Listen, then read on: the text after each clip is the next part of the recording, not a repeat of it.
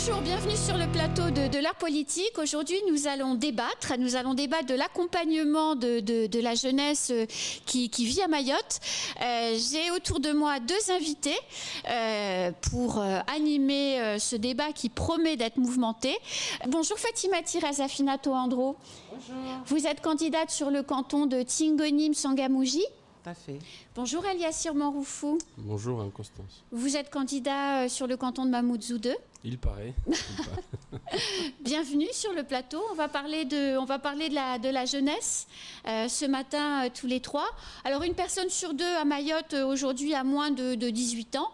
Les statistiques le montrent et tendent de mois en mois ou d'année en année à rajeunir toujours cette population. Alors Madame, Monsieur, vous êtes candidat aux élections départementales. Est-ce que le conseil départemental en fait assez pour accompagner cette jeunesse? Fatimati. Je voudrais tout d'abord, comme l'occasion m'est offerte ce matin, de saluer la population de Mayotte qui nous regarde dans ce moment. Surtout dans ce contexte difficile, nous vivons depuis un an aux restrictions sanitaires. Nous avons la Covid qui nous suit depuis un an. Du coup, ce n'est pas évident pour nous de faire d'amener nos vies comme au quotidien. Je voudrais aussi saluer la population qui, à longueur des journées, qui sont là à nous donner comment le dire, à nous orienter comment on peut vivre sereinement et je dis aussi il nous appartient à tout à chacun parce que la vie, la santé avant tout, c'est la responsabilité de tout à chacun. On doit absolument écouter et aussi suivre les restrictions qui nous dit les autorités sanitaires. Alors, le conseil départemental, est-ce qu'il en fait assez pour cette jeunesse, Eliassir? Je n'ai pas encore répondu à la question. Je dis le conseil départemental, je ne dis pas que ça fait assez parce qu'il y a beaucoup de choses à faire. On en fait. Il reste beaucoup de choses à faire. La jeunesse, nous avons la chance d'avoir une population très jeune. C'est une aubaine pour nous d'avoir cette population-là. Je dis aussi le sport et la jeunesse, ce sont deux éléments qui vont de pair. Parce que le sport, c'est aussi la santé. La jeunesse, c'est un défi majeur pour le devenir d'un territoire, du monde en particulier. En général, c'est vraiment un défi majeur pour le territoire, mais aussi pour ce monde. On a vu la Covid a fait de ravages par rapport à la population vieillissante. Et on a été préservé parce qu'à Mayotte, nous avons quand même une population jeune et très jeune. Du coup, Dieu merci d'avoir cette chance-là. Eliassir. Merci déjà pour cette invitation et je profite de cette occasion pour saluer l'ensemble des Maoris qui nous regardent et qui nous suivent et plus spécifiquement ceux de mon canton, de ma ville et de mon intercommunalité. Le constat n'est pas difficile à faire sur la politique liée à la jeunesse au niveau du département parce qu'il suffit juste d'ouvrir les yeux. Il suffit juste d'ouvrir les yeux et de se rendre compte de tout ce qui n'a pas été fait. Il y a énormément d'attentes par rapport à la jeunesse, vous l'avez très bien dit, la moitié de la population de notre département a à peine 18 ans. Je pense qu'on devrait consentir au moins la moitié du budget du département sur les problématiques liées à l'enfance et à la jeunesse. Vous savez, le département et le fer de lance sur cette fameuse politique jeunesse. Il n'y a aucune ligue, à part la ligue de football et la ligue de basketball, qui tiennent plus ou moins la route, mais il n'y a aucune autre ligue qui est en capacité d'être indépendante, en tout cas de faire fonctionner ces jeunes. Aujourd'hui, il n'y a plus de ligue d'athlétisme à Mayotte, c'est un grand défaut. Aujourd'hui, on a un déficit sur l'accompagnement des jeunes qui veulent se professionnaliser dans le monde du sport en métropole ou à La Réunion. On a un dispositif qui accompagne un peu les jeunes au niveau du CREPS à La Réunion et quelques jeunes qui partent, mais par rapport au potentiel que nous avons sur le territoire, on n'en fait pas, on a quasiment rien fait parce que moi je suis très bien placé pour en parler parce que j'ai un frère et dans mon canton, mais moi j'ai un frère, le seul Maori qui est professionnel au basket, c'est mon frère de même père et de même mère, donc j'ai vécu ce départ avec lui, j'ai vécu cette expérience à côté de lui, et le département n'a jamais été présent. Le département n'a jamais été présent, les collectivités n'ont jamais été présentes. Donc c'était vraiment un effort du club, un effort de personnes de bonne volonté et surtout de notre famille, de notre famille qui a consenti à beaucoup d'efforts pour que lui réussisse. Aujourd'hui, il a la chance d'avoir fait 3 clubs professionnels en première division. Là, il joue en Haute-Savoie dans un club professionnel, donc il a son chemin de vie, son carrière qui est tracé. Mais à aucun moment, on a dû compter sur l'aide du département pour ça. On dit souvent, et vous l'avez dit Fatimati, la jeunesse de Mayotte, c'est une chance. Bon, quand on regarde les faits de délinquance, les jeunes sont jamais très très loin. Alors, c'est pas tous les jeunes, mais la délinquance quand même relève de la jeunesse. Le chef de bande de Petite Terre avait 19 ans, des actes d'une violence et d'une cruauté absolue. Alors, est-ce qu'on est bien sûr que cette jeunesse est une chance aujourd'hui? Je voudrais tout d'abord dire que l'éducation des enfants, avant tout, c'est une éducation familiale. On ne peut pas à chaque fois indexer parce qu'un tel n'a pas fait ceci, parce qu'un tel n'a pas fait cela. L'éducation, ça devrait être une mission pour tout le monde. Avant que ces enfants deviennent délinquants, quand même, ils ont des parents, ils sont dans une famille quelconque. Donc aussi, à chaque fois, on dit parce qu'on n'a pas fait ceci, parce qu'il n'y a pas cela, qu'il nous a beaucoup de délinquants. Je dis, c'est vraiment un faux débat. C'est vraiment un faux débat. Moi, j'ai dit, le département a beaucoup soutenu cette jeunesse-là. Quand on regarde, à notre époque, on n'avait pas de transport scolaire. Maintenant, le transport scolaire, il est là. À notre époque, il n'y avait pas beaucoup d'écoles. Avant, les gens de Kombani, de Mrereni allaient à Tingoni pour étudier et les gens de Sada allaient aussi à Mzouazia. Donc, quand même, il y a beaucoup d'efforts qui ont été faits. Naturellement, il y a beaucoup reste à faire. Mais ce n'est pas pour autant de dire qu'on n'a rien fait. Quand on dit on n'a rien fait, on n'a rien fait et pourtant on voit des choses. Quand même, je ne dirais pas que c'est malhonnête, mais il faut dire quand il y a des choses qui se sont faites, il faut savoir le dire. S'il y a des défenses quelque part, il faut aussi savoir le dire. Mais après, comment on améliore? Parce que si on dit rien qui a été fait, on ne peut pas améliorer non plus. Alors Eliassir, est-ce que c'est une chance toute cette jeunesse?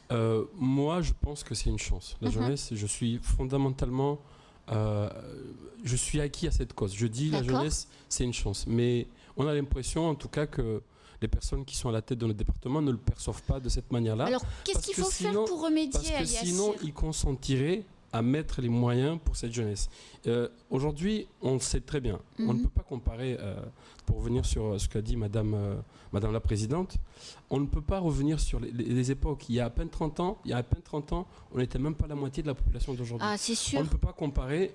Donc aujourd'hui, il faut que les dirigeants du département se rendent compte que les besoins de la population évoluent beaucoup plus vite que nos attentes, les attentes des personnes qui sont là. On a un échec collectif sur notre département. Notre échec collectif, c'est de ne pas avoir de projet de société, concrètement. Parce que on a tous voulu à un moment donné devenir un département, on a gagné ce qu'on voulait. Ouais. Une fois qu'on est devenu un département, tout le monde se repose sur ce laurier-là. On est un département, et puis on a l'impression que ça suffit à tout le monde, sauf qu'à côté, il y a 10 000 jeunes, 10 000 enfants qui naissent chaque année, et depuis qu'on est département, les premiers enfants, ils ont 10 ans, 11 ans. Les premiers enfants, ils sont là, ils ont 10 ans, 11 ans. Bien et c'est eux qui font tout ça parce qu'on les a oubliés, on les a mis de côté. Parmi tous ces jeunes qui ont 10 ans, 11 ans et même un peu plus, il y a forcément des talents. Il y a forcément des talents qui s'ignorent. Des jeunes qui auraient pu devenir des sportifs de haut niveau, des chanteurs, des danseurs, des artistes. Comment on fait concrètement aujourd'hui, Fatimati Eliassir, pour faire émerger toutes ces pépites? Mais la réponse, elle est très simple, c'est d'investir au moins 40% du budget du département sur les questions relatives à la jeunesse et à l'enfance. Si vous êtes élu, vous vous engagez à faire ça? Si demain j'étais élu au département, les premiers engagements que je mettrais, c'était d'abord de recréer le club d'athlétisme qu'on voit, parce que moi j'ai assisté il y a quelques années aux Jeux des îles. J'étais malheureux de voir qu'on avait beaucoup plus de compétences que les autres. Quand on part à La Réunion, on voit que les autres, ils ont des structures, des gymnases, etc., qui sont beaucoup plus performants, ils ont des moyens beaucoup plus conséquents, et pourtant, sur le plan physique et technique, on arrive à passer devant avec très peu de moyens. C'est vrai. Donc, l'idée, vraiment, Je termine juste. L'idée, c'est d'investir massivement sur les gymnases, sur les terrains, sur les clubs d'athlétisme, etc., Oui, parce que- sur les clubs de natation, parce qu'on a une atmosphère qui est propice au développement du sport et à l'épanouissement des talents de la jeunesse et recréer encore ces fameuses salles de spectacle qui nous manquent parce que c'est nécessaire. C'est plus facile de dire quand moi j'y serai, je ferai. C'est plus facile de le dire comme ça. Mais moi, j'ai dit quand même le département s'est engagé sur beaucoup de structures. Nous avons 2 structures sur Dzaoudzi et sur Pamanzi. Les structures il faut voir sportives. l'État. Hein. Tout à fait, sportif. Nous avons sur Cavani. Il a du Ah, mal, on lui, va quand dire. même, hein, derrière. Il faut voir l'État. Tout à Moi, fait. je suis un Moi, des j'ai organisateurs du All-Star Basket. On n'arrive plus à le faire parce que c'est plus en état de recevoir tous les Mais moi, j'ai publics. dit, le département s'est engagé parce que pour nous, c'est de mettre les moyens. Nous avons mis les moyens financiers. Il y a aussi des moyens techniques à ne pas négliger. Nous avons mis les moyens financiers. Mais techniquement, ce n'est pas les élus qui doivent aller. C'est plutôt les services techniques qui sont là, qui font. Il faut changer les techniciens, c'est comme ça, madame. Je n'ai pas dit qu'ils sont défaillants, mais j'ai dit, des fois, des chantiers, on peut les commencer, mais on peut trouver des défauts sur lesquels ça peut bloquer des chantiers. Mais moi, j'ai dit, quand même, le département met les moyens. Effectivement, quand on dit que ce n'est pas suffisant, certes, ce n'est pas suffisant, mais les moyens ont été mis. Alors, est-ce qu'un jeune aujourd'hui qui a un talent, vous parliez de votre frère, mais il y en a plein d'autres, est-ce qu'un jeune qui doit réussir dans le sport aujourd'hui est condamné très jeune à quitter Mayotte, à quitter sa famille pour partir en métropole ou à La Réunion, développer son savoir, sa compétence, son talent et devenir pro? Est-ce qu'il est obligé? C'est la seule perspective. C'est la seule perspective. Il a moins de chances qu'un autre de réussir. C'est dur d'être en métropole quand on vient de Mayotte. C'est la seule perspective. Et ça, on peut le transposer autant sur l'éducation, autant sur la réussite sportive, etc. Moi, j'étais avec un jeune, par exemple, quand on était au lycée ici. Pour rappel, j'ai passé mon bac il y a à peine 20 ans. Quand j'étais avec un jeune ici qui était premier de la classe, mais quand nous sommes arrivés, on l'enviait tous, hein, mais quand nous sommes arrivés en métropole, il a tout ce qu'il connaissait était déconstruit. Et c'est la même chose pour le sport parce qu'on n'arrive pas à s'adapter au climat. C'est la même chose pour un certain nombre de choses. Donc la seule solution, c'est d'investir massivement sur les ligues ici, sur les ligues de natation, d'athlétisme et toutes les ligues qui n'existent pas. Et même dans l'haltérophilie, moi quand je vois les jeunes qui cambriolent et qui cambriolent les bâtiments, qui arrivent à monter 5 étages à main nue, moi je me dis mais pourquoi est-ce qu'on ne fait pas de l'escalade? Pourquoi est-ce qu'on ne les envoie pas participer à des championnats nationaux? Ils sont beaucoup plus forts. Vous savez que le département a accompagné la municipalité de Mamoudzou sur la question d'un stade à Tsunzo. J'ai vu une délibération qui est passée avec 10 millions d'euros, mais nous on attend de voir. Le problème c'est pas de dire qu'on a accompagné, on veut des actes. On va prendre l'exemple du beau stade de Cavani qu'on voit en face. Le beau stade de Cavani, ça fait 8 ans que c'est en chantier. Les jeunes, ils n'ont pas 8 ans à attendre. On n'a pas 8 ans, on ne peut pas attendre encore 8 ans. Nous, ça fait 2 ans qu'on ne peut plus utiliser le gymnase. On ne peut plus attendre encore autant de temps. C'est qu'on a besoin aujourd'hui que cet investissement se transforme en action concrète. Comment le conseil départemental, Fatimati, pourrait accompagner la création des ligues? Parce que les infrastructures, c'est bien. Je vois ce très joli stade, même s'il est difficilement utilisable. Comme ça, il est beau, ça fait envie. Mais s'il n'y a pas de ligue organisée ou structurée dessus pour proposer, organiser des activités, les chantiers à 10 millions ou tout ça, ça ne sert à rien. Alors comment on fait? Comment le conseil départemental peut accompagner la mise en place de différentes ligues professionnelles? Ils existent. Les clubs, ils existent. Nous accompagnons les ligues à ce que le sport s'épanouisse à Mayotte. Ça existe. Les ligues, elles existent. Et le département accompagne financièrement les ligues. J'espère que les coureurs qui essayent en vain depuis au moins une dizaine d'années de remonter une club d'athlétisme nous écoutent et qui viendront s'expliquer sur ce plateau sur les difficultés qu'ils ont à monter cette ligue. Parce que moi, je fréquente une partie de ces personnes-là. Moi, je les vois, ils sont autour du stade.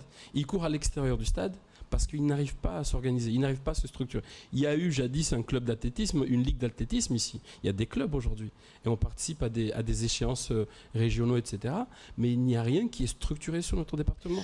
Alors, pour laisser le sport un peu, parce que dans la jeunesse et l'accompagnement, il y a aussi la culture, hein, par exemple.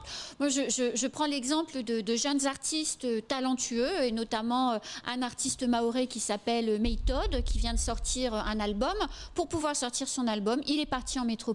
Alors, est-ce que pour la culture, c'est comme le sport, nos jeunes talents sont obligés de quitter Mayotte? Fatimati? Non, pas du tout, parce que nous avons récemment, comme vous l'avez bien dit, nous avons l'office culturel, ça existe, ça fait pas beaucoup de temps que ça existe. Et pourtant, récemment, nous avons eu les événements qui ont été faits à Mzamboro. À Mzamboro. C'est effectivement pour dire que le service il existe. Après, maintenant, c'est aux jeunes de s'approprier de ce service-là. Nous, les structures, ils existent, mais on ne peut pas aller forcer des gens. Il faut quand même qu'ils se l'approprient, qu'ils viennent auprès des services pour savoir ce qu'il y a à faire. Et nous, on est là pour accompagner. Les artistes, on en a plusieurs ici. Il y en a beaucoup, oui. Moi, j'ai un point de vue qui est complètement différent. L'office culturel qui existe aujourd'hui, il revêt d'autres noms. Avant, il existait, il s'appelait le CMAC, il a changé de nom, etc. C'est la même chose, c'est toujours la même chose. Les politiques qui sont complètement différentes. Moi, j'ai juste l'impression que avec les dirigeants qui sont là actuellement, on ne vit pas les mêmes réalités. Quand vous parlez de méthode, je mets au défi tout de suite le département, les dirigeants du département de vous donner le titre d'une chanson. Silence, son pas album. Vous, mais pas vous, mais les gens qui dirigent, ils n'écoutent pas ce genre de musique, c'est pas leur truc. On est en train de changer d'époque. La musique qui est faite par les jeunes actuellement, il y a des jeunes qui s'organisent pour créer des labels au niveau local. Mais vous voyez sur Kwezi, on diffuse les clips des jeunes artistes mahorais. Mais ça, c'est la musique de la plus grande partie de la population aujourd'hui, qui n'est pas connue par ceux qui dirigent notre territoire. Oui, mais bon, donc, ça c'est dans tous les territoires. Ça n'empêche pas les gens de prendre des décisions politiques. On ne va pas faire les mêmes erreurs que les autres non plus. Maintenant, il y a des jeunes qui veulent faire du rap. On ne fait plus les mêmes musiques qu'avant. Donc, je pense qu'il faut accompagner les jeunes qui veulent le faire maintenant. Il n'y a pas de studio d'enregistrement, en tout cas aux normes ici sur le territoire. Il y a des studios d'enregistrement un peu à droite à gauche qui se font de manière un peu chacun avec ses méthodes, mais il n'y a rien d'organisé, de structuré si on veut créer de la musique au niveau local. Il faut aller un peu aux Comores, à Maurice ou à Madagascar ou en métropole. Sur le territoire, il n'y a rien qui se fait techniquement, mais je pense que c'est nécessaire. C'est dans le même contexte que je disais qu'il faut recréer les ligues, mais il faut créer un label peut-être territorial avec la reconnaissance d'une musique urbaine locale et qui nous permettra, comme il avait fait Bous, parce qu'on connaît, on sait tout le mal qu'il a eu à l'époque pour enregistrer. Aujourd'hui, on a de la musique locale avec Mtoro Chamou qui s'est exilé à La Réunion pour pouvoir vivre de sa musique. Oui. Et ben, il faudrait qu'à un moment donné, on ait une vraie politique culturelle en faisant la reconnaissance de nos musiques, de nos nouvelles musiques urbaines. Mais tant que les personnes qui dirigent ce territoire ne s'approprient pas cette nouvelle culture-là et voient ça comme une culture occidentale qui est arrivée des États-Unis, etc., tant qu'on ne s'approprie pas, on ne fera pas grand-chose pour elle. Pour parler de la culture, mais pas simplement de la culture urbaine, je prends l'exemple des Voix de l'Outre-mer, concours qui s'est déroulé il y a quelque temps. On a 2 champions mahorais qui sont partis à Paris pour défendre les couleurs de Mayotte. Alors à Mayotte, pendant le concours local, ils ont évidemment émergé, c'était génial. Et quand ils sont arrivés à Paris et qu'ils se sont confrontés aux candidats des autres départements d'outre-mer, tout de suite on s'est rendu compte que eux-mêmes se sont rendus compte que l'absence de cours, puisqu'ils n'en avaient jamais pris en réalité, l'absence de cours leur a fait cruellement défaut et les a empêchés de briller, alors qu'ils manquaient pas d'envie ni même de talent personnel. Et ça, c'est du chant lyrique, c'est pas de la culture urbaine, c'est des choses classiques, je dirais. Mais c'est des choses classiques, mais est-ce qu'il y a déjà eu les prémices d'un conservatoire au niveau départemental? Non, il n'y a rien. Je sais pas. Alors que le département pourrait accompagner la création d'un conservatoire au niveau local. On a ici une petite école de musique qui accueille à Mamoudzou, qui accueille un nombre d'enfants très limité par rapport au potentiel du département. Et c'est même pas tous les enfants, parce que même nous, au niveau local, dans notre imaginaire, chanteur, c'est même pas un métier encore. Moi, je vais dire c'est que même pas vécu comme un métier. Donc, il faudrait qu'on ait... ils sont là, mais après, on ne sait pas, pouf, ça tombe à l'eau. Ça commence. C'est vrai. Ça commence. C'est vrai. Et je ne dis pas que c'est la faute au département. Je ne dis pas que c'est la faute aux gens qui sont initiateurs de ces projets-là. Et pourtant, c'est le département qui est le capitaine du navire. Mais au départ, ça brille, mais à la fin, pouf, on ne sait pas qu'est-ce qui se passe. et on n'entend plus parler. Oui, mais vous prenez le projet Hip Hop Evolution, par exemple, qui ne s'effondre pas et qui se développe d'année en année. C'est une structure privée qui se bat, enfin c'est une association, hein, mais privée, qui se bat tous les jours pour trouver des financements pour proposer à ces jeunes de découvrir cette discipline et puis de partir dans des compétitions, Et etc. aussi, on a tendance aussi à dire que tout vient du département. Mais ça, c'est pas aussi, département, ça. Justement, ceux qui œuvrent dans le privé ou dans leur propre initiative, ça marche. Ceux qui sont là à attendre que le département leur vienne en aide, effectivement, ça ne marche pas. Je ne dis pas que le département n'est pas là pour ça, mais il peut y avoir d'autres acteurs, d'autres partenaires pour pouvoir accélérer ces initiatives. Mais quand on se dit le département est là, à tout prix, il faut qu'il nous donne, il faut que nous avançons par rapport à ce que dans le département, effectivement, ça ne marchera pas. Mais sans parler du haut niveau, Alias, vous vouliez dire quelque chose. Ça ne marchera pas, mais ce que demande la population et la jeunesse, et de manière très claire, que le département assume le minimum de ses compétences. On ne demande pas à ce que le département finance un projet. On sait tous aujourd'hui, on a tous appris à faire des montages de projets. C'est dur. On sait très bien qu'une idée comme Hip Hop Evolution... Pourtant, nous n'avons pas le financement régional. C'est vrai aussi. Oh, ça, je le sais très bien. Ça, je le sais très bien. Mais faisons le minimum. Et pourtant, sinon, fermons l'office culturel. On fait du mieux. Alors, sans parler on arrive à faire des missions qui ne sont pas des nôtres et pourtant on est là pour ça. Mais justement, arrêtons de faire des missions qui ne sont pas les nôtres et concentrons-nous sur les missions qui sont celles du département. Comment peut-on faire? Alors, on ne fait pas ce qu'il fait doit être fait. Sur la législation française, tout est cadré, chacun ses missions. Moi, c'est ce que je dis. Si l'État ne nous donne pas des sous pour une mission qui n'est pas la nôtre, pourquoi est-ce qu'on irait la faire? Moi, c'est ça qui me... le transport scolaire. Mais pourquoi? Est-ce qu'on peut laisser les enfants ne pas aller à l'école? C'est une compétence régionale. Maintenant, il faut que le département engage des discussions. Mais comme il n'y a personne qui le fait, est-ce que ça nous donne le droit de laisser les enfants à ne pas aller à l'école? Non, pas du tout. Mais voilà. Pourquoi est-ce qu'on ne force pas l'État à nous accompagner? De choses, mais quand on n'a pas le fonds nécessaire, quand on n'a pas le fonds adéquat, effectivement, il y a des dérapages. Mais fermons l'office culturel et créons autre chose. Moi, c'est ce que je dis. Si ça ne sert à rien, si c'est une coquille vide, ben, ça ne sert à rien d'avoir des coquilles vides. Il faut fermer. Il est à peine né, même si vous dites que c'était auparavant autre chose. Maintenant, on lui a donné un autre nom. Effectivement, c'est un autre nom, mais avec des nouvelles compétences qui sont là et on voit les choses autrement. Donc, quand on dit à chaque fois, quand on dit il n'y a rien qui se fait, quand même. Non, j'ai dit pas assez. Qui sont faites. Beaucoup de choses sont faites. Voilà, on peut dire pas assez. Là, je vous l'accorde. Pas assez, oui. Mais quand on dit on n'a rien fait, alors là, j'ai dit non, c'est pas comme ça. On peut applaudir ce qu'on a fait. On doit valoriser ce que nous avons fait. Ça, c'est essentiel. Quand on valorise les faits qui sont là, à ce moment-là, ça nous permet d'améliorer ou d'avancer. Mais quand on dit on n'a rien fait, là, ma foi, quand même, il faut savoir valoriser. Même cette jeunesse-là, il faut savoir la valoriser aussi. Alors, cette jeunesse-là, sur notre département, elle se valorise malheureusement toute seule. On voit que le mauvais côté de la jeunesse, et pourtant, il y a un bon côté de la jeunesse. Il y a deux sortes de jeunesse ici. Il y a une jeunesse qu'on peut rattraper. Il y a une jeunesse, malheureusement, on ne peut rien faire. Non, je ne suis pas d'accord. On peut faire quelque chose pour tout le monde. J'ai dit, est-ce que on nous dit d'aller à l'école? Un enfant qui n'est pas allé à l'école, qui a fait école buissonnière et qu'à un moment donné, il est exclu de dispositif scolaire, on peut faire quelque chose, évidemment. Mais quelqu'un qui a l'âge, il a ses 18 ans, il a ses 20 ans, depuis de nombreuses années, il n'a rien fait, ou il vient d'arriver, parce que ça aussi, on l'oublie, il vient d'arriver avec ses pratiques, est-ce qu'il est récupérable? Je ne pense pas. Madame la Présidente.